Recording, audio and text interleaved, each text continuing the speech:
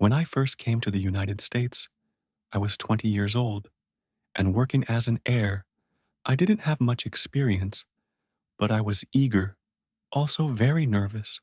I'd grown up in a small town in France and hadn't ever spent time away from home, let alone across an ocean.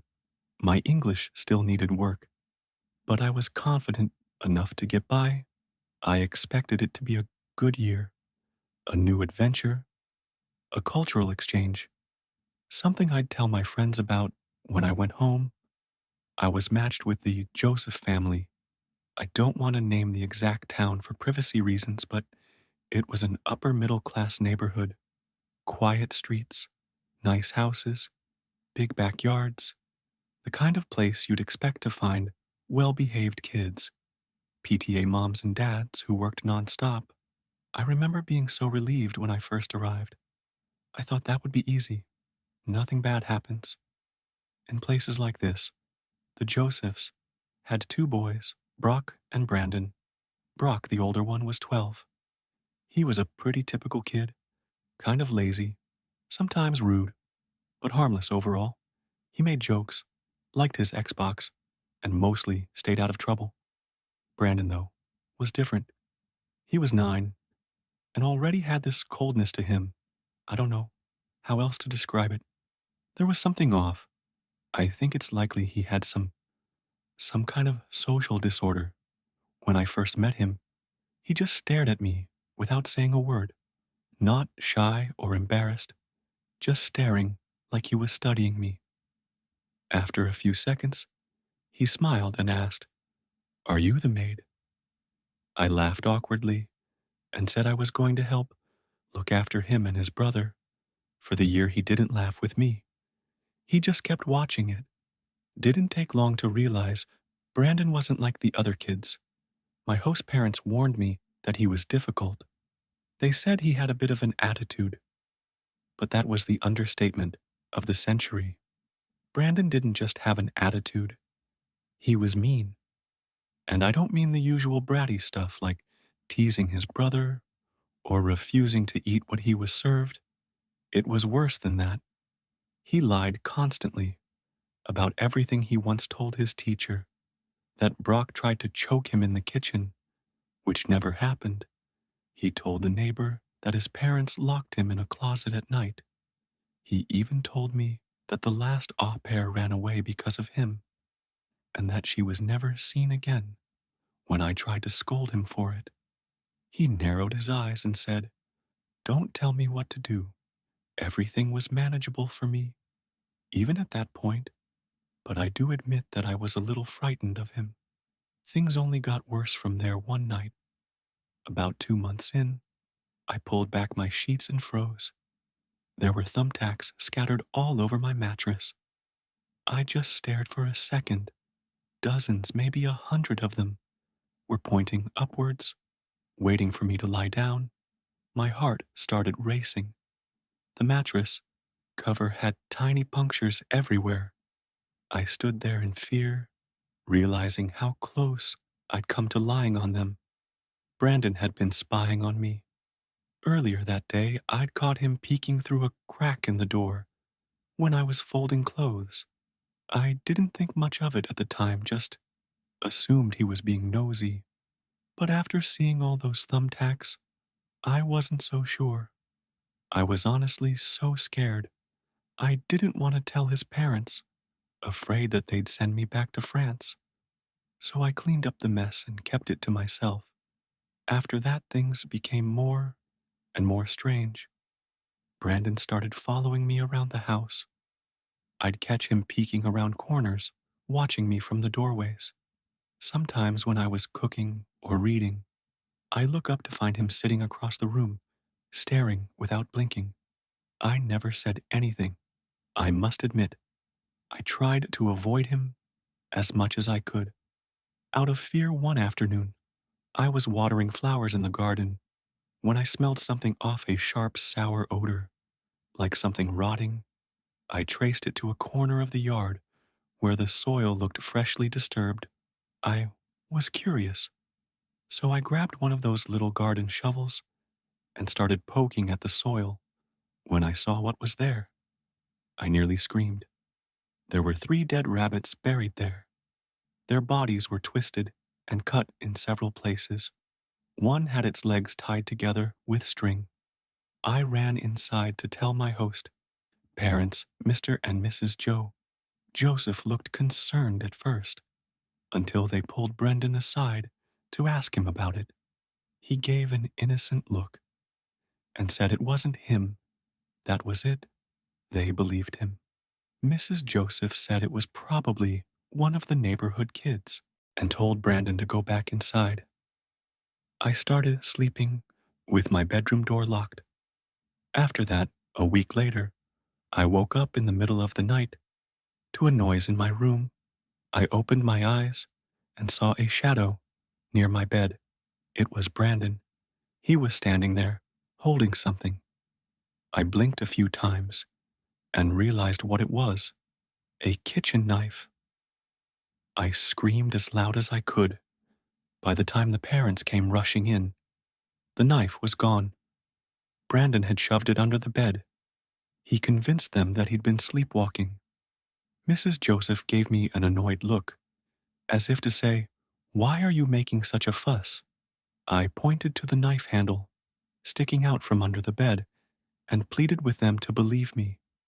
Mr. Joseph knelt down, pulled it out, and showed it to Brandon. He just smiled and said he had never seen it before, and they of course believed him. I told them that my door had been locked, so he must have picked it, but they told me that was nonsense. I felt so alone. I had no one. I didn't know what to do. For better or worse, a decision was made for me. The next morning, Mrs. Joseph called me to the living room and said I had stolen her jewelry. I was completely confused until she held up a pearl necklace I had never seen before, for she told me she had found it in my purse, which she was holding in her other hand. I begged her to believe me that I hadn't stolen it, but there was nothing I could say to convince her. Brandon stood in the hallway, smiling to himself. I knew it was him. They fired me on the spot. I flew back to France the next day. I couldn't believe how easily Brandon had destroyed my life. For months afterwards, I was extremely depressed. I thought I had blown my one chance at living in the US and feared I wouldn't get another one. Fortunately, I found my way back to the state several years later and still live here. I have a good job and good friends. I still think about Brandon from time to time. I can only imagine the evil person he's grown up to. Music, become for most people traveling alone, is terrifying, and understandably so. For some reason, it's never bothered me all that much. I've always been quite independent and outgoing, so befriending new people comes naturally to me.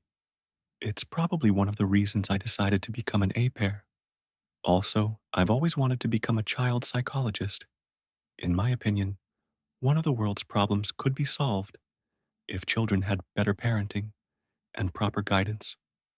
Beyond that, I've always wanted to experience America, so working as an all pair was something I seriously considered.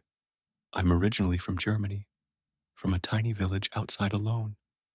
Most Americans have never heard of it, so when people ask where I'm from, I usually just say, Germany. It's easier that way before you say anything. I believe that my English is rather good, or so. I'm told it's gotten considerably better since living in the US, and people are often impressed by it. My father is originally from the UK and did everything in his power to ensure that my English was as good as my German, if not better. I'm not sure if they have them here in the US, but I had an electronic dictionary growing up that doubled as a translator. I remember messing around with it a ton as a kid, plugging in words and translating them with my dad. I also read like crazy when I was younger, which I think definitely helped me. Anyway, My host family lives in a wealthy suburb in Northern California. Their house is unbelievable. You might think living here would be lonely, but the agency does a great job of connecting nearby all pairs. So I immediately clicked with a few girls in the surrounding neighborhoods. My best friend here is an American girl named Jennifer. She's great. She's like me, but a little louder and a little taller. We've been inseparable since we met. We're both here for the same reasons, working, exploring, and trying to make the most of our time abroad. There's a huge college campus nearby, and it's pretty much the only decent place to go out. That isn't a $100 Uber. Away both the frat and bar scenes. There are pretty good, so that's where we spend most of our weekends. I think a lot of the guys are naturally drawn to us because of our accents, and the international card gets us pretty far. It's supposedly difficult to get into FRA parties without being in a sorority here, but we don't have much of an issue. The bars here are a lot more fun, though. Our favorite spot is this bar called Tap. I've noticed Americans love giving their nights themes. Taco Tuesday, Wine Wednesday, I guess. Any excuse to drink on a weekday? You know, it's kind of funny. Tuesdays are the most enjoyable nights of the week. For Jenny and I, this story takes place on one of those nights about a few months after I arrived to the US. I was standing by the bar, waiting on drinks for Jenny and I, when this tall guy with curly brown hair approached me and said, "You're German, right?" That kind of threw me off. People almost never guess I'm German. European, sure, but not German, specifically. I don't really have distinctive German features, so anytime anyone's able to guess my nationality, it fascinates me. I laughed and told them he was right, and he introduced himself as Sebi. With a confident smile, we talked for a while, and and everything was very natural. I'll admit, I get approached a lot when I go out. I'm in shape, and I know I'm decent looking, but guys are usually kind of obvious and cheesy. When they talk to me, Sebi felt different. The more we talked, the more it seemed like he was actually interested in me as a person, as opposed to just hitting on me. He knew a lot of tidbits about German culture, which was something I quite liked about him. A lot of the Americans I don't talk to don't know much about the rest of the world, so it was nice to talk to someone well traveled, smart, and cultured. We talked and left for a while longer before I introduced him to Jenny. He smiled and waved his friend over an Asian guy who introduced himself as Hunter. He and Jenny immediately headed off all in. All it was a great time before the night ended. Sebi asked me for my number, and I gave it to him without hesitation. A few days later, Sebi invited me over for dinner. When I got to his place, I expected him to have dinner reservations ready or something, but instead he was cooking a pie, a dish for us in the kitchen. It was quite sweet. I ended up helping him prepare the meal, and he opened a bottle of wine for us. I had such a great time that I ended up sleeping over at his apartment. The next morning, I woke up and examined his room, a little unlike most college apartments. It was quite clean. He didn't have any posters or typical decorations up, but rather a bunch of landscape pictures. His walls were covered with dozens of square photographs, all black and white. Cast sea-less cities, countryside views, they all looked oddly familiar. I got up and looked at them a little more closely, realizing they all had locations printed on them. They were all from Germany, every single one. With the exception of a picture of Monte Carlo, Monaco. CB had woken up by then, so I turned and asked him jokingly if he had a thing for German architecture. He laughed and told me about his dad's aerial photo collection, which he had picked some of his favorites from. I walked back towards his bed, and realized there were some more pictures above his bed. My jaw literally dropped when I saw that one of the pictures was a landscape of my village taken from above. The picture was like 20 minutes from my house. I told him this, and he got rather excited, telling me what a crazy coincidence that was. I was amazed. The odds of that were so slim. He then asked me a bunch of questions about my hometown, which I was happy to answer. Over the next few weeks, Sebi and I spent a lot of time together. I was working and he had class during the week, but we spent every weekend going out together, plus Tuesdays. Everything was great. He was a sweet guy and made sure I was comfortable and enjoying myself. When we went out, he was also quite nice to my friends, which I appreciated. His friend Hunter turned out to be a little weird, though every time someone would play Take It Off by Fisher, he would quite literally start stripping in front of Jenny one night. CB got rather drunk, significantly drunker than usual. As he was walking me to his apartment, he was going on and on about how much he loved German women and how he always wanted a German wife. At one point, he said he always wanted to marry an all pair because foreign girls are great with kids. I brushed it off as some weird fantasy, but that was the first thing he did or said that didn't sit well with me. Obviously, not a deal breaker, though he had been perfect up until then. But then came the first time he took me out to dinner. He took me to this Italian spot and told me he'd picked it because they had plenty of vegetarian options, which was sweet. But I never told him I was vegetarian. I gave him a little smile and playfully asked him how he knew I was vegetarian. And he told me he saw it in one of my Insta posts that eased me for the rest of the dinner. But later, when I was back home, I realized my only post mentioning it was from years ago. And I post a lot, so you'd have to scroll pretty far to get there, let alone pick up on the caption I had used. And that's not even mentioning the fact that all my posts are from a long time ago in Germany. The next time I stayed over while Sebi was asleep, I unlocked his phone. I remembered his password. He hadn't exactly been careful about hiding it. What I found in there was sickening. There was a folder in his camera roll titled Wife, which contains screenshots of my social media, dating back months, posts, captions, tagged locations, even screenshots of old stories I didn't even remember posting. His Notes app was even worse.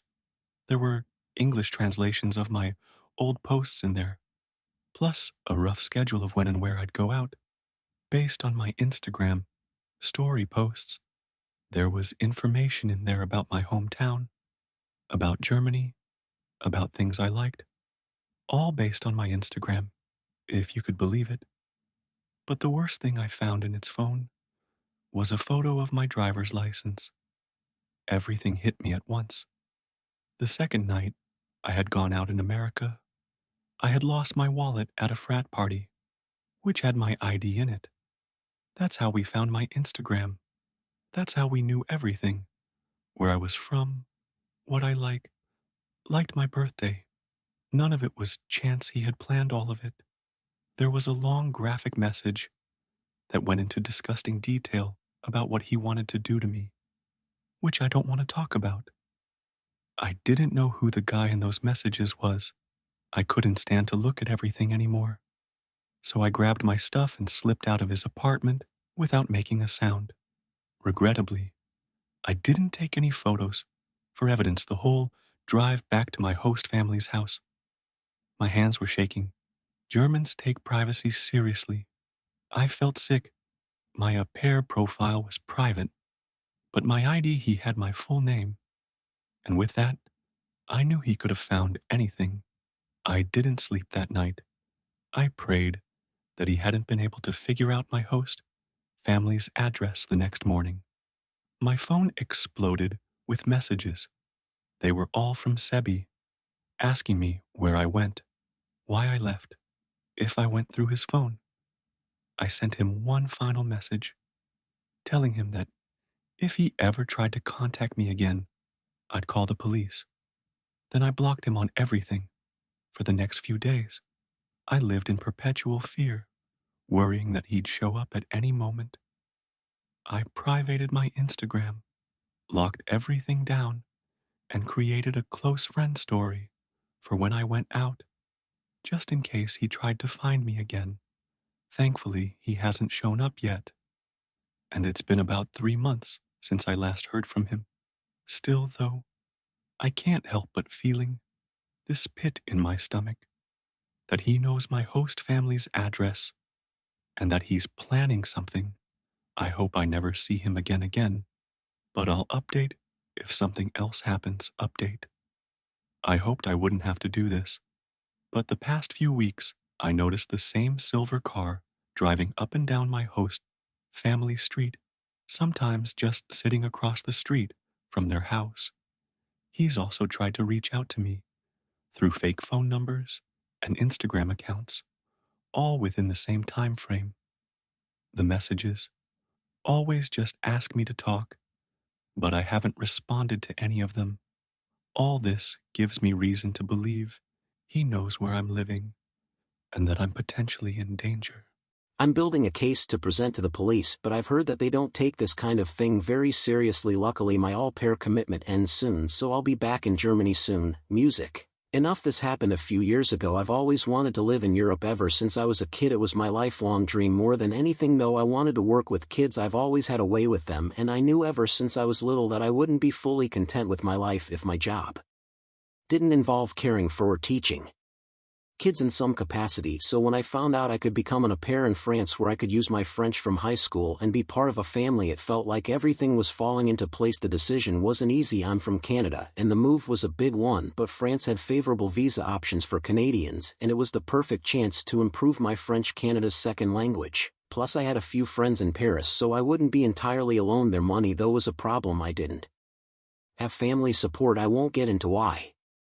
That's personal, but let's just say I was on my own. I couldn't afford one of those expensive agencies, so I used a free air website instead. Not ideal, but it was all I could manage. That's how I connected with Leah. Leah's ed was warm and straightforward. She needed help with her 2 kids while her husband traveled for work. She seemed wonderful, very polite, and very friendly. On our video calls she was quick to call me Sherry and Mail, which felt different from home, but in a charming, motherly way. She asked a lot about me, how I was with kids, how I felt about family life, but didn't talk much about herself. Still, she felt genuine. I trusted her. The only thing that felt off was the kids. I asked to meet them on our calls more than once. Leah always had a reason why they couldn't join. One was and the other was at school, where they were on a play date with a friend. She promised I'd meet them the second I arrived. It felt a little strange, but I figured I'd see them soon enough. Leah sent me a formal agreement. Everything looked proper, and we agreed on my start date. I booked my flight, packed my life into a suitcase, and said goodbye to Canada. When I landed at Charlesdale, Leah wasn't there. That surprised me. From everything I had heard, most host families meet their all pairs at the airport, but then my phone buzzed. It was a message from Leah telling me that she was stuck in traffic and instructing me to go to the side drop-off area where she'd have me picked up. I remember using Google Translate on her message, because it sounded like she was going to have someone else pick me up, and I wanted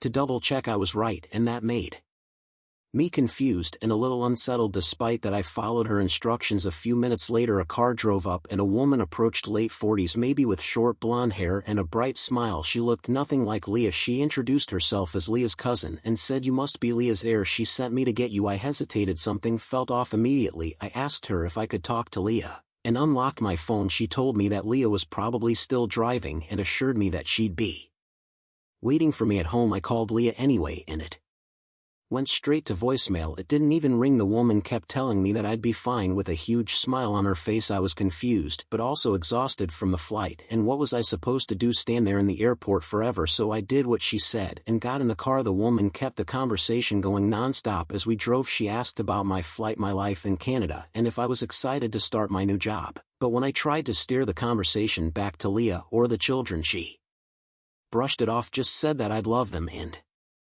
That I'd see them soon. I started to feel worse and worse about the whole situation. She was too polished, too eager to keep me talking without actually answering anything. The scenery outside began to change. I had the address in Google Maps, and the route we were taking didn't match. We were heading away from the suburbs and into what looked like an industrial-type area. I started panicking. I felt like I was in the process of being abducted. I asked her directly where we were going, and she responded, lightly calling it a shortcut.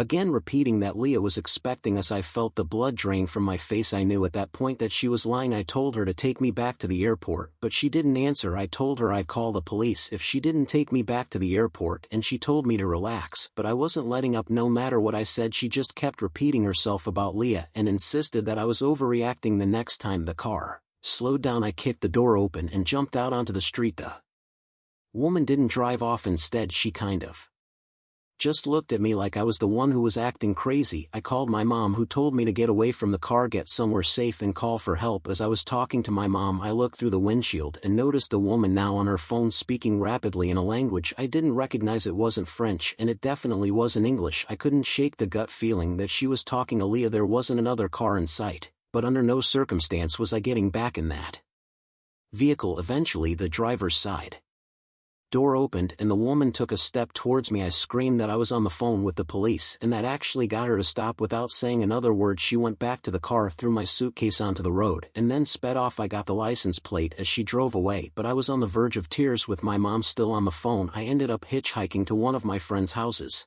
I honestly don't know what I would have done without that option. My friend's family helped me report everything to the police and eventually even agreed to help me with the fare back to Canada, which I was beyond grateful for. Eventually they updated me on what the police informed them. Apparently there was no registered all-pair family by Leah's name. The number Leah used was prepaid and untraceable. All the photos of the children were taken from the internet. Everyone I talked to about this tells me the same thing. I was moments away from being trafficked. The worst part about that whole thing was that I wasted all that money on those plane tickets and traumatized myself permanently. Looking back, I know how lucky I am. I was away from something terrible, something I can barely let myself imagine. The whole situation was calculated from start to finish, and if I hadn't trusted my gut, I might not be here to tell the story. It took some time, but I eventually made my way back to France, this time through a verified agency. I'm hoping to eventually fulfill residency requirements and become a permanent citizen here. Music.